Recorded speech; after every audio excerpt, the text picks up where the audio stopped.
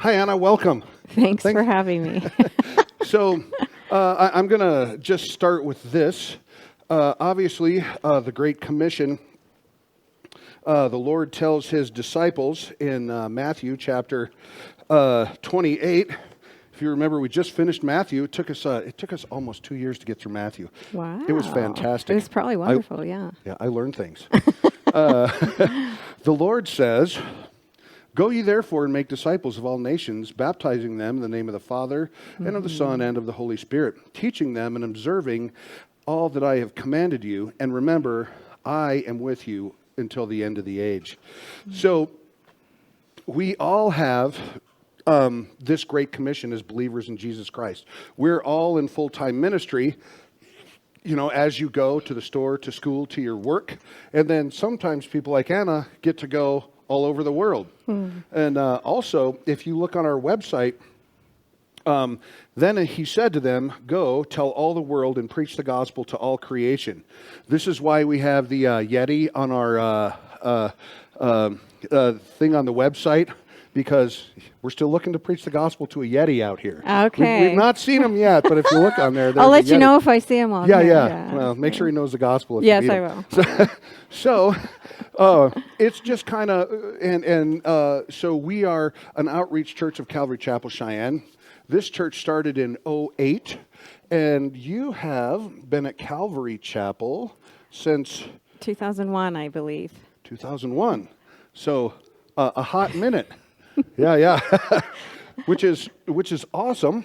Yeah. So let's do the short story, if you don't mind. Yeah, sure. Came to faith through somebody who you care deeply about sharing the gospel. Tell us the short story of how you came to faith. Well, actually, I grew up Catholic, so I really valued that, and I had a great input as a child, and I loved Mother Teresa. I loved Mercy Ministry. But then in my teenage years, and as I grew up, I kind of didn't really quite get it. It wasn't quite a personal thing, and I couldn't understand why I didn't connect the same way as these sisters did that I grew up with. And basically what really came to happen is I kept going to church every Sunday, Sunday Christian, and then we went through a time in our lives where my dad got really ill, and I just felt really lost, and I just didn't get it. I didn't get it anymore. I didn't think anything was worth it. I thought, this is all a hoax. This is ridiculous, life in general. And actually, my older sister, who's here with me today, continued to share with me. And she challenged me on whether I really gave God a genuine chance or not.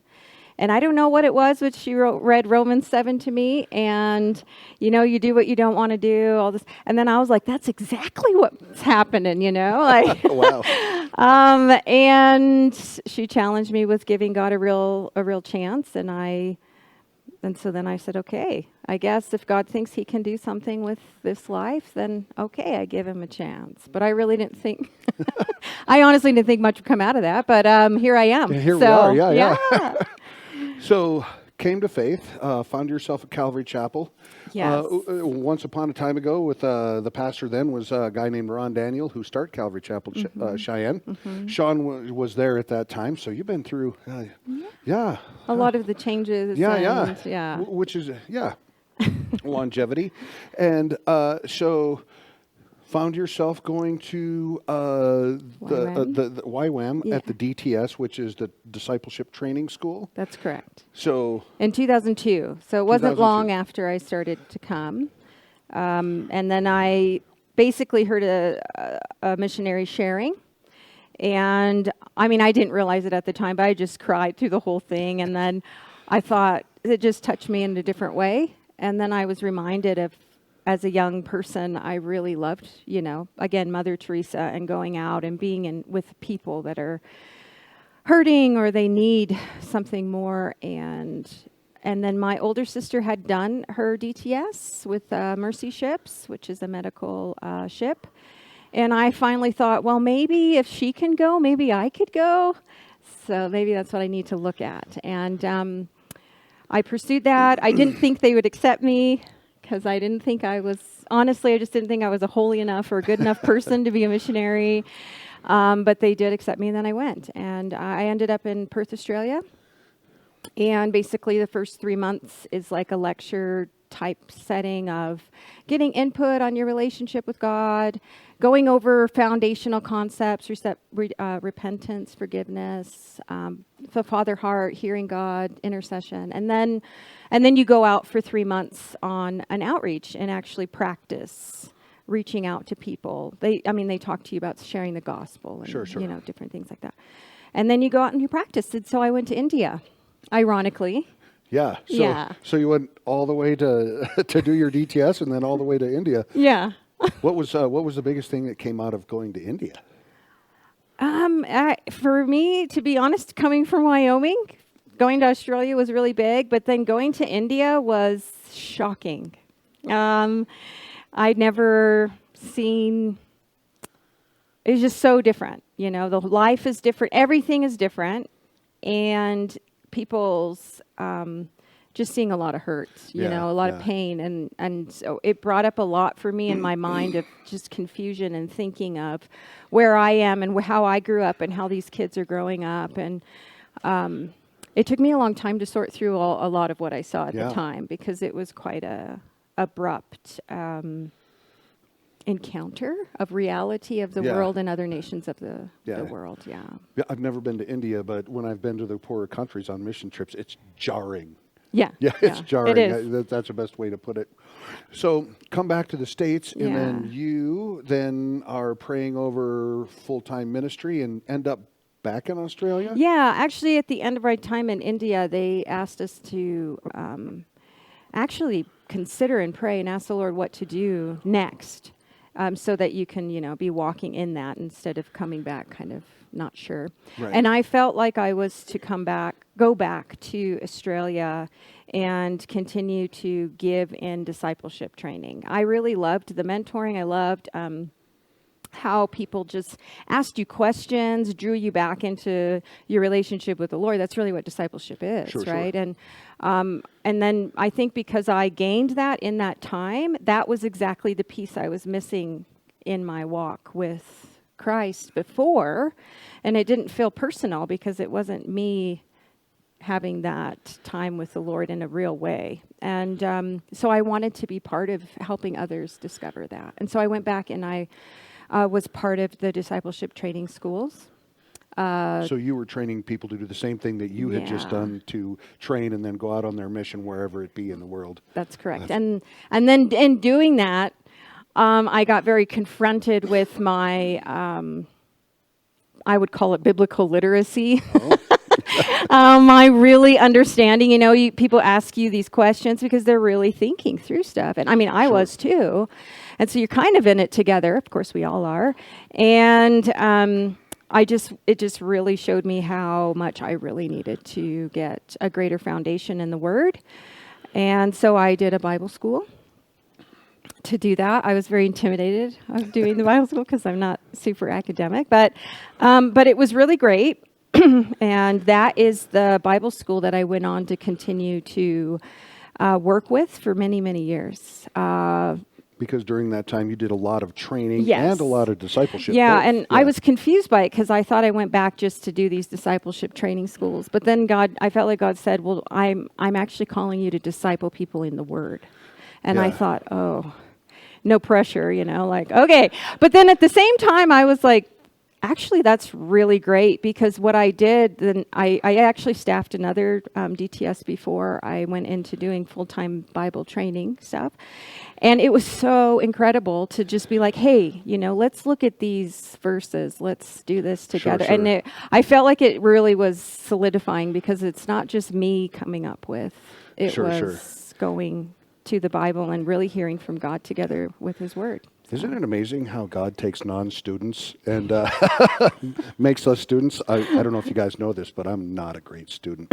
But so out of that, part of Anna being connected with the church at Calvary, the materials that I use for inductive Bible study, which a number of people have been through in here, are materials and training I got from Anna. So in the times when she had breaks, when we had the retreat center, we did youth camps where we taught inductive Bible study.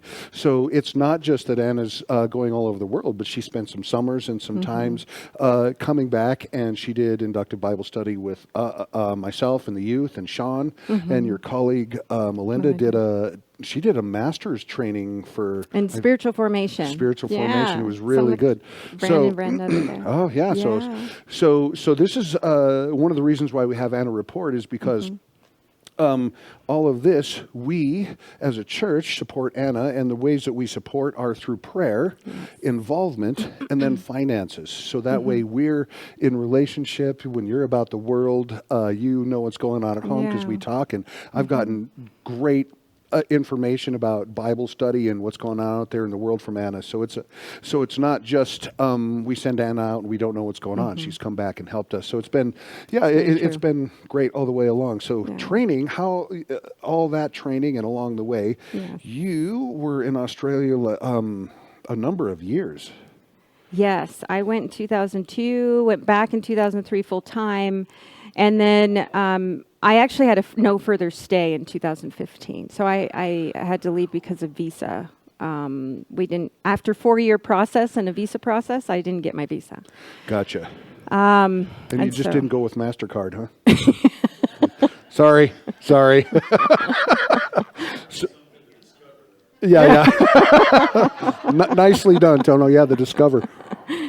So then I did end up coming back for a short period of time to be with my family because I couldn't leave Australia in those 4 years either. So I hadn't seen anyone. Yeah. And then the only thing I knew was I felt like God told me to stay within YWAM. So then basically I ended up back meeting up with Melinda. Through circumstances, God led us back together because we both actually got a no further stay. Oh, okay. Yeah. And then we were basically kind of nomadic for many years, and we went where people invited us to come and work with them.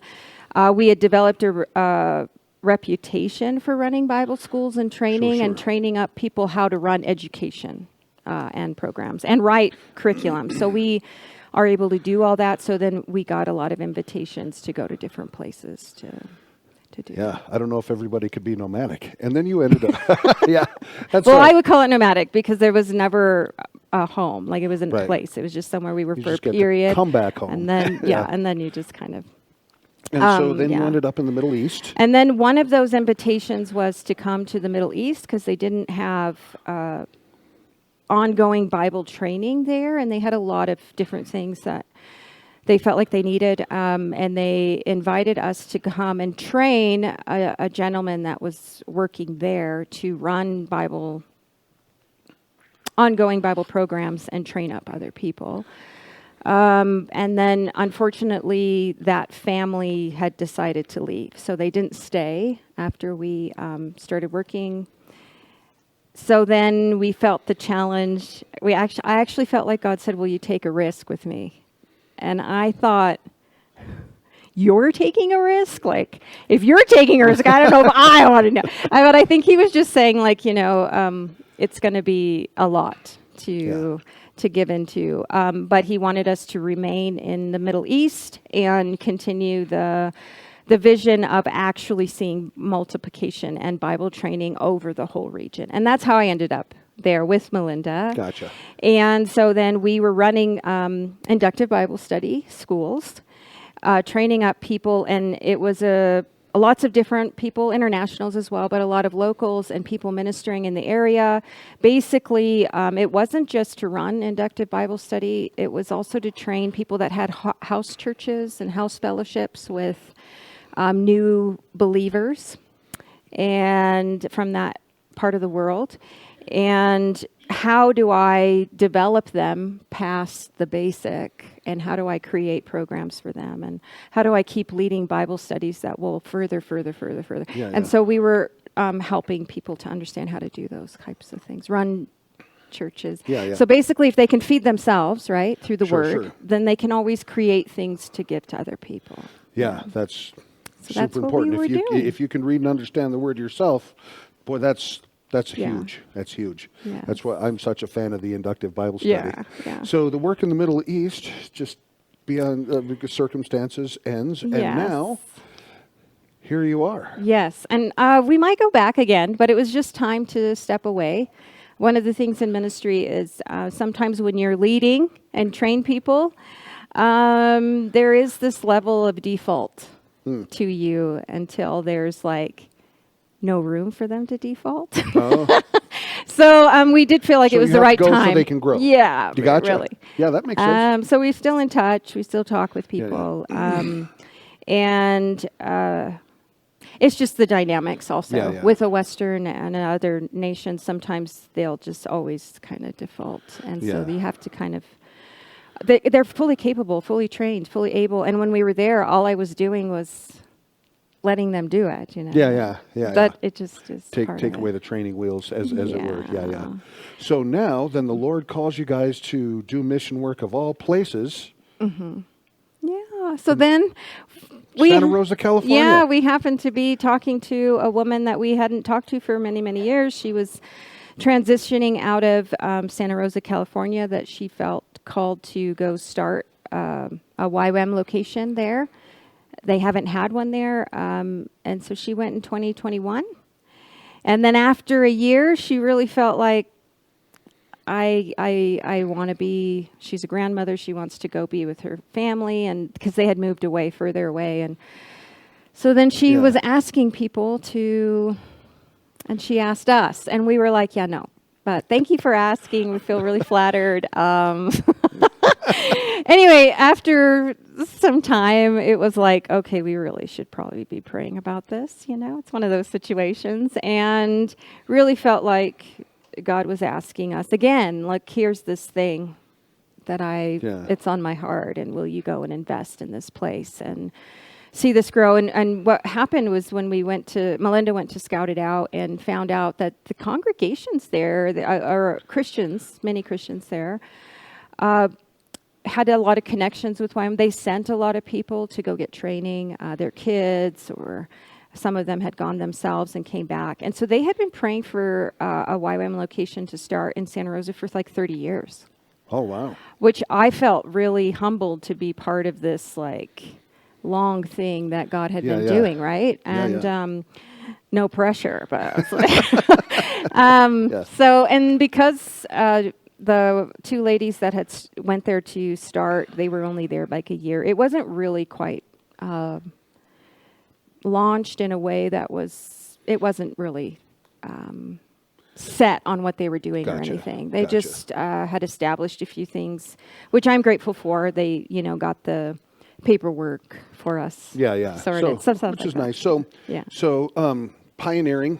Pioneering. So think of church planning, but YWAM, Youth with a Mission, is a parachurch organization and work alongside us. The things that I talked about, doing the inductive Bible study training and all that, you guys do that. But there's a process of pioneering that Yeah. you guys just think about church planting, getting Yeah. to know the culture and the people, and it's not a fast process. No. What is that like? What are you doing? So basically, going into a new area, we're completely foreign. Whereas this lady, she had lived there. She knew about so we're coming in and basically wanting to research the area, understand where you're coming in. What are the people like? What are the dynamics socially? What is it? The political climate, what do people really value? What do they really care about? How do people interact? Whether that's the government with the church, or the fire department with the police department, or the hospital, all this kind of stuff. Like, how does it all work?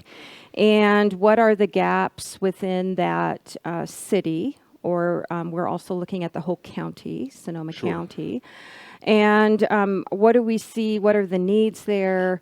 Where are the gaps? Where are people falling through the gaps within society? Because that's a possible need as well. Where do people feel like the needs are? So it's a lot of talking to a lot of people in lots of different aspects of the society that works in different areas. And asking them, we like to ask the question, okay, if you were us coming into this city and county, what would you do? And so that's what we would ask a lot of people, as well as, of course, developing relationships, because one of our greatest friends that we've been able to make there, a pastor, who's a former pastor doing ministry, and he says, well, you move by the speed of trust. And I said, you are so right. So that's... Move by the speed of trust. Yes. Okay, there you go. So that we're like, yeah, so we work with him quite a bit, and very much the same kind of, I would say, ethos in approach. Sure. So building relationships. So we've done a lot of having people in our home, showing people who we are, praying with people. It's amazing. Praying with people is powerful. You learn a lot. And going to churches, going to fellowships. What do they feel like they're called to? What are they doing? What parts of society are they reaching? And what parts do they feel like they would like to see? Sure.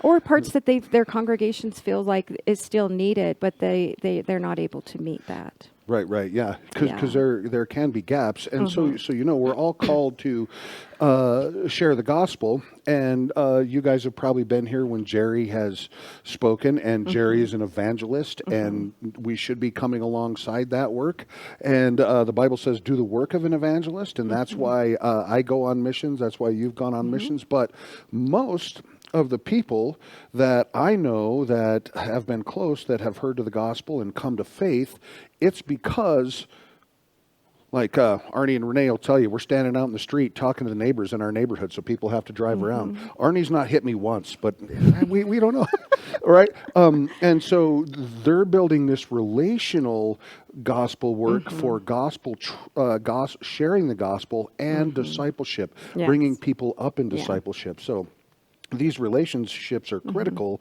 because if you have 4 different churches, as an example, and you're doing a DTS there for 4 different churches to send their people, you have to have that trust that, right? Because sometimes churches can be territorial. Are you going to steal my people? No, we're just going to train them. So these relationships, and it's time consuming, but it sounds like you've met some great people and got some great stuff going. Yeah, well, and we've gotten a lot of great feedback from the community. They're like, wow, you guys have only been here a year. It feels like longer, because they feel like they've known us longer. Relationship can be that and way. They have really loved the way that we've come in a way that is basically relationship-based and really embracing and understanding things. The history of the place is also really important, understanding the history of where they've come in that area. And, and sorry. I didn't tell you. Here's how the slides work, and you can see it up there. Sorry. Yeah, so understanding the history and how things have developed, and even the church history is obviously a really big one. Where we are, there is a lot of church division there. It just happened to be what it is, and there's a lot of independence. I think because the way that it's structured, even I think we have 40-some school districts. Really? Yeah. Because of the way the land is set up, it's just so... so it's not geographically that big. Geographically, it's actually even challenging. So, interesting. Yeah. So it's just a very interesting place. So understanding those dynamics and the spiritual dynamics as well as the practical everyday dynamics. So you're parsing a lot of information. Yes. But all the time, all the time, and talking to people that have lived there forever, because they're the ones. They're the one they know. They've been there. That's great. Yeah. So with that, in that time, with the rest of the team, you guys, the mission and vision statement, you guys, tell us about the rest of the team and how you guys are put together the mission and vision for the work you're doing now. Well, we all went down there in June of 2024 is what that was saying. Melinda and I went down there, and we started the process of visas. I've talked about this here before, the visas. We have 3 other team members. We felt called to come with a team of 5. And the 3 other people we actually asked all said yes, to our honest surprise, because they're all very qualified. Like, why would they want to come, root up everything, and come, to the United States with us, you know? But they all felt like the Lord led them to do that. And we started their visa process in 2024. And at the beginning, towards the beginning of the year. Anyway, our 2 Egyptians went to get their visas in November, which was supposed to be a really smooth process because they hadn't had a lot of issues with religious worker visas. Our particular people are very qualified with a long Sure, history. There wasn't going to be any problems, and then they got denied to go. Not their visa. They got denied and qualified to be a religious worker, but then when they went to the embassy, they wouldn't give them their visa. So we've been dealing with that issue for a long time, still to this day. They've gone again, and they did it again. It was even a worse experience. And so they weren't on location with us. We were waiting for them to come in November so we can start, creating your mission statement. What exactly are we all about? Praying together and all that. So we started doing that online. We meet every week as a team, and then we went through this process. Actually, Sean and Sheila worked with us through that process, so they helped us develop our mission and vision statement. So this is our vision and mission statement. I think the cusp of it is really trying to bring people into, again, creating life together in community, which is what everybody really wants. That's Christ-like, and living life, everyday life with Christ. And what does that mean? Not just, here and there kind of. And we really want to see Sonoma County, Santa Rosa, Sonoma County, really reach to understand how they can impact their own city and see the change, and then go even out to the nations of the world and see that happen. Awesome. So that is a lot of what our mission and vision statement is about. We feel really called to discipleship and training, because all of us are trainers and teachers, and that's what we were doing together before. And of course, actually, as we have asked people for what they really want, wow, ironically, that's exactly what they are saying. Training. So we went in, God said, don't, go in open-handed. We went in fully open-handed. Like, maybe we won't even be doing anything close to what we've done before.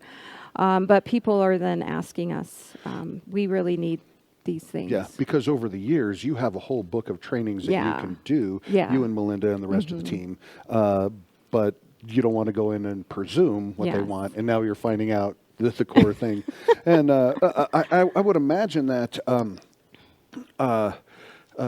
being Sonoma County, you have the wine country, so there's some affluence and there's some poverty, and there's it's kind of sounds like an interesting mix. Yeah, it's a very interesting location. They say statistically it's a 5% attendance rate at church, so they would say 5% Christian or claim to be Christian. And it's very new age there. Also, that area of the world has a lot of the old hippie communes where they lived, and they still are there. And so there's a lot of influence in that. A lot of movements have come out of there. They say LGBTQ is also from that. One of the biggest, loudest voices that started a lot of that was in that area. And so it's just a very interesting. Then you have the wine country there.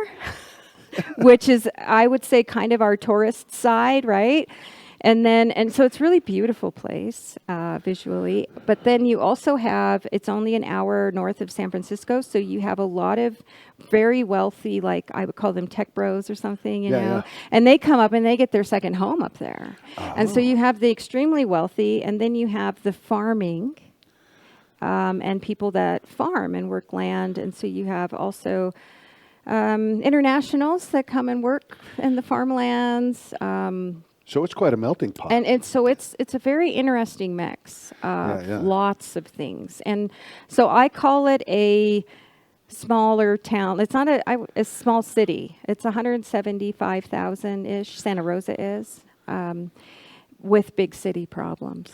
Gotcha. Because because of where it's at. Yeah. Because there's a lot of other gangs, drugs, and trafficking, and all those kinds of things too.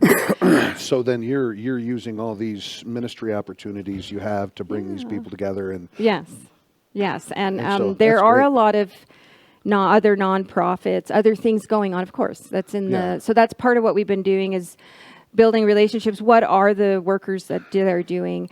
And one of the things is, I mentioned that there's a lot of people doing things, but one of the biggest problems is they don't work together. So you might have 30 nonprofit organizations working with the homeless, and maybe a couple of them talk or something. And so you're moving this big boulder, and everybody's lifting it at a different time. What if you all lifted it at the same time? It would be. So we're doing a lot of trying to get people to interface as well and see if we can help with people working together. Okay, that's great if you can bring it together. And how we can add to that. How you can do, yeah. So, and in California, also the emergency relief because of the fires has been a really big deal to the people. And it's still very sensitive because in my area, 2017, they had the big fire come through the city there. And so as a good, research missionary, we said, ooh, this is a felt need of the people. This is the place to be. So get to know the fire team. And, so we've been working with, and we actually, there is a, I forget the formal name of it. I'm sorry. I'm not good with those things. But it's the churches interfacing with the police, the fire department, and because in 2017 they weren't really organized, and then it was just a big mess, right? And so what they've done since then is they've tried to rally the churches. What can you offer in a crisis, in a situation? And so this team organizes all of that, and then they work with the emergency relief dispatches and teams that are actually in crisis situations. And so Melinda and I have been going to those meetings, and now we're on that team. Wow, that's great. It makes me slightly nervous, but I'm going to be in the dispatch center at an emergency. Nice. I found working with fire departments pretty good. Hopefully the Lord will be there with me. I'm like, no pressure or anything. No pressure. But it's good. Melinda has a history in EMT. She was an EMT. Oh, okay. She did volunteer firefighting. So she's definitely going to be more on the out, and then I'll be in the... That's a great way to get to know the community and bring it together. That's terrific. It's amazing, yeah. So this is what some of the things look like in Santa Rosa. And there's a monitor right there. Yeah, I keep forgetting, sorry. So this is us. These are just a few pictures of us really doing stuff with other people. And volunteering, meeting needs, also still teaching. We're still teaching in different things. Some young people that we've been working with, discipling, some teams that have come through.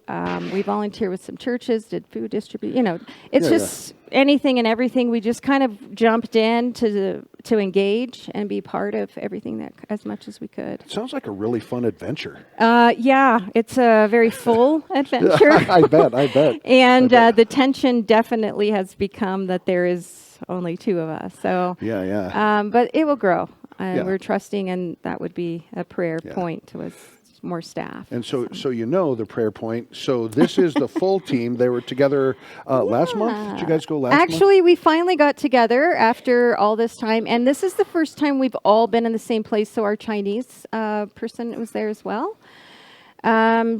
She has also gotten her, from Homeland Security, her visa has been accepted. Oh, has it? But she has to go in for an interview to get her visa. And right now, the situation in China with church and all this is very sensitive. So we are actually really praying about the timing of that. Gotcha. Because it's really a piled situation, actually, because she's also known for being a church planting person.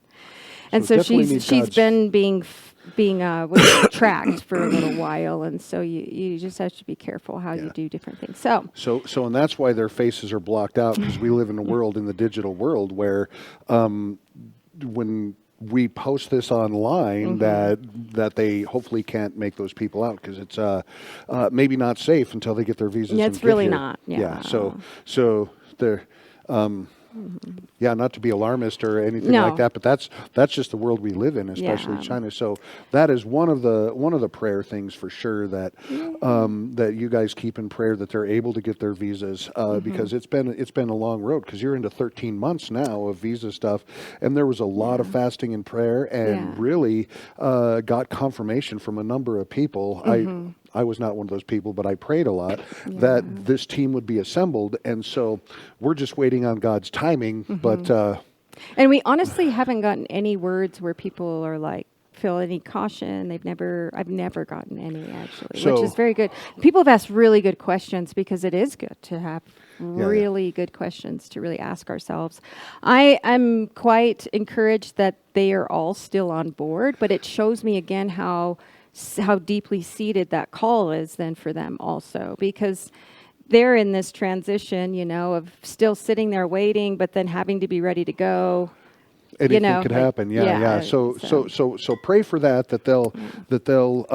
God will get them there at the right time, and patience for all of you guys in the Yes. meantime, because it'll be nice to have the band back together, basically. So then back to, or two for the first time. Yeah, this is our home in Santa Rosa that we rent. It's really lovely place. It's probably the nicest place I've ever lived in ministry. It's a really huge gift. It has a really big living room space, so we are able to gather people, which is perfect. We've tried to make it very welcoming and homey, and people have said when they come, because like I said, we do invite a lot of people over to build those relationships and to feel like we're doing life together with people.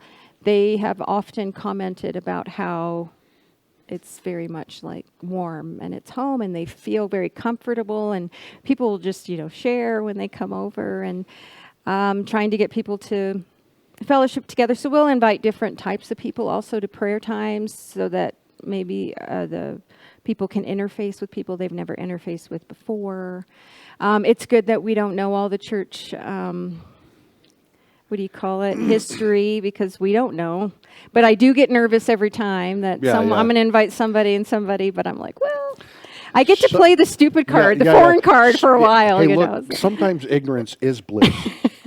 That is one of the bonuses of being a foreigner in a place. You really don't always know exactly. Yeah. And so you can kind of actually step on those lines a bit more than... And so, if you don't. And I know that now, so I'm, using that to Cautious my of it. advantage. So- But I'm also cautious about it, of course. So, all that Yes. going on. If you guys have further questions for Anna or anything, she's going to be around for when we eat. But if you guys can be thinking about this, and we'll put this back up when we pray for you at the beginning of the service, because we usually do a mission kid. Today you're the mission kid. Okay. So, the visa process for the rest of the team, who shall remain nameless. Yes. The continued engagement to bring that team together, and more staff in addition to the other three coming. You're talking about the staff increasing, not just to 5 people, but maybe 7, 10, whatever it takes as the work goes on. Yeah, we've had a couple, I just mentioned this, I haven't mentioned this before in other times, but we've had a couple people interested. And then when we ask for they're young people, and we get excited, because we need some young people on the team. And when we ask for a 2-year commitment, all of a sudden they kind of, shy away a little. And keep their options open. Exactly. And so we're just trying to figure out how to navigate that, because they really did feel like they were supposed to come, but then when that happens, they kind of, So we have had a few, but we're trusting that there will be more. And I think that when we start doing some training stuff and things like that, people will be more interested. We are doing service projects with the community, getting the community out and trying to help all that. But we do definitely feel it right now, Melinda and I, because we're only 2 people. So we are very busy.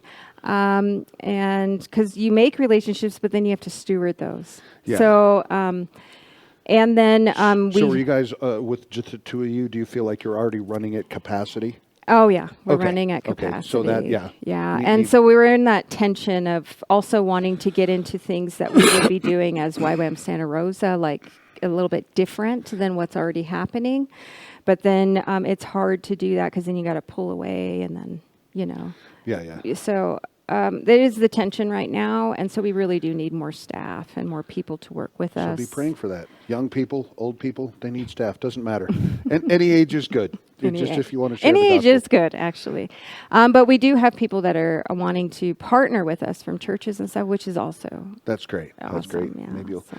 And then, of course, missionaries, finances. So, like a lot of us in business, or when I was in business, you feel like you could always produce a little bit more or work extra or that sort of thing.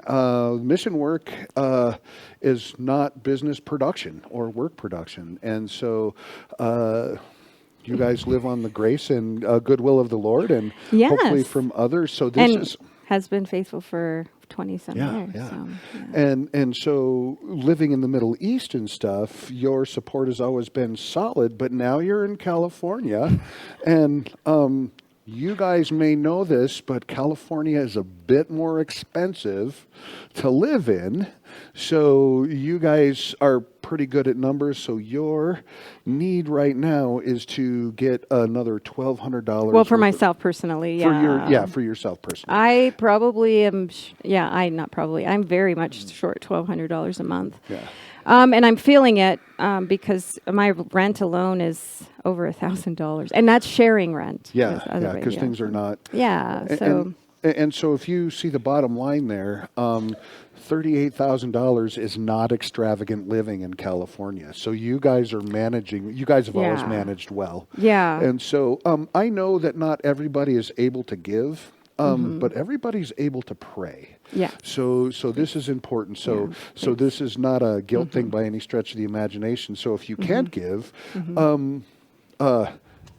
take a picture of this one and make sure you're praying, because everybody has their role to fill. Some people can give, some people can't. But for us as a fellowship, and this is why we pray for missionaries at the beginning of our service, because the kids that we support with compassion and you that we know personally, that's the personal relationship and that personal prayer.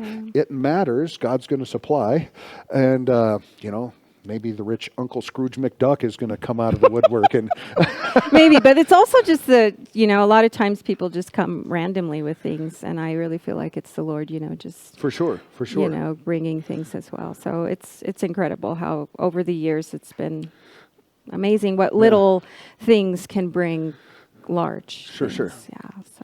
So it's also any little things are really actually helpful too. So yeah. So just know that prayer is the most important thing you can do. Yes. Anna does have a paper in the back. If you do not receive her quarterly newsletter, put your name on there. That way you're reminded at least every 3 months to pray and know what's going on in the ministry there. Yeah. We have you in the rotation for, we pray before the service.